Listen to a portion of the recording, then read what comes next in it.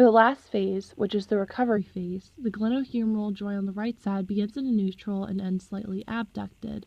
The movement is a slight abduction, the tension is isometric.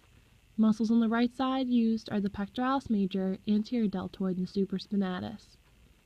The glenohumeral joint on the left side begins extended and ends slightly abducted. The movement is then slight flexion and slight abduction. The tension on the left side is concentric, and the muscles used on the left side are pectoralis major, anterior deltoid, and supraspinatus.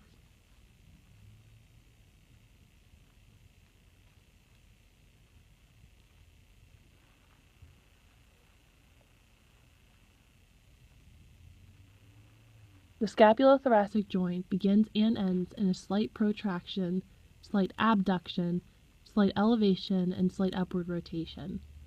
There's no movement, therefore the tension is isometric. The muscles used for both are the serratus anterior, pectoralis minor, upper, middle, and lower trapezius, and the levator scapulae.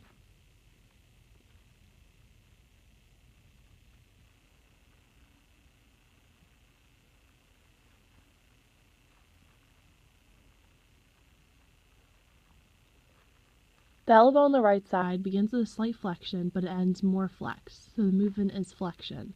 The tension is concentric, and the muscles used are the biceps brachii, brachioradialis, and brachialis.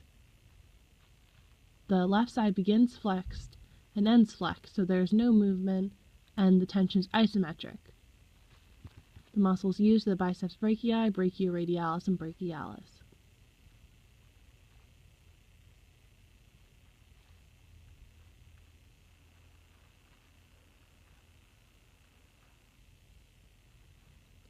The radial ulnar on the right side begins pronated and ends slightly supinated. The movement is then supination and the tension is concentric. The right side uses supinator, biceps brachii, and brachioradialis. The left side begins with a slight pronation and slightly supinated. Therefore, the movement is pronation. The tension is eccentric, and the muscles used are the pronator teres, the pronator quadratus, and the brachioradialis.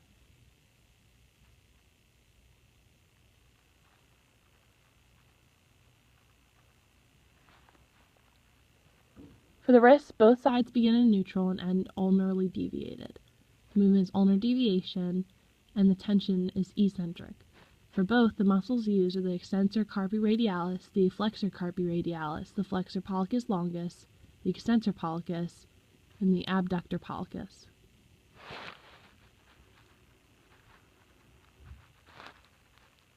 For the fingers, the right side begins adducted and slightly flexed. The ending position is flexion, and the movement is flexion.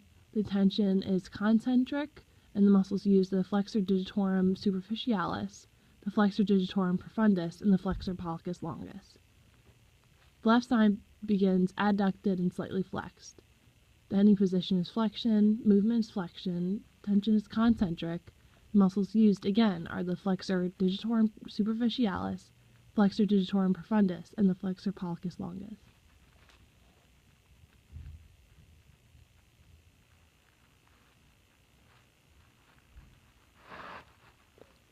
The cervical spine begins with a rotation to the left with a slight flexion.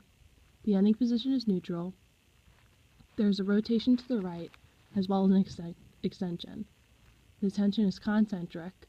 The muscles used are the left sternocleidomastoid, the right splenius, and the rector spinae.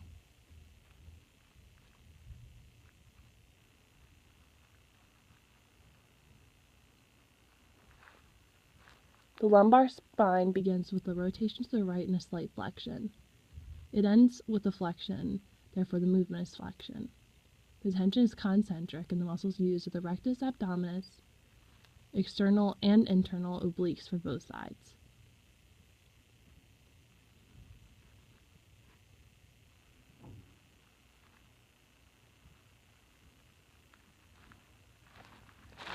The hip on the right side begins with a neutral and ends flexed, with a slight abduction. The movement is flexion with an abduction, and it's concentric. The muscles used are the iliopsoas, pectineus sartorius, rectus femoris, tensor fasciolata, gluteus medius, and gluteus minimus. The hip on the left side begins with a slight extension and ends with a flexion and slight abduction.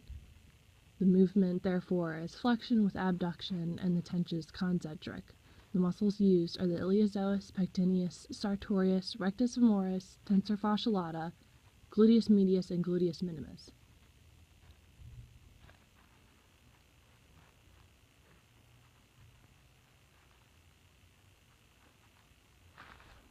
The knee on both sides begins extended and ends flexed.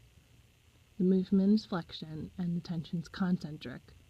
Muscles for both sides used are the semimembranosus, semitendinosus, biceps femoris, sartorius, gracilis, and popliteus.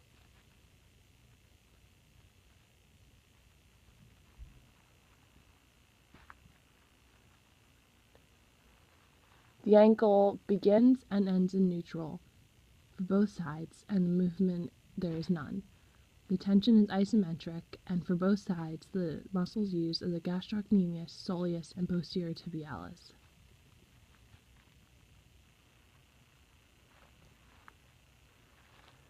For both sides, the toes begin and end in neutral. There's no movement, therefore the tension is isometric. The muscles used are the flexor digitorum longus, the flexor hallucis longus, and the posterior tibialis.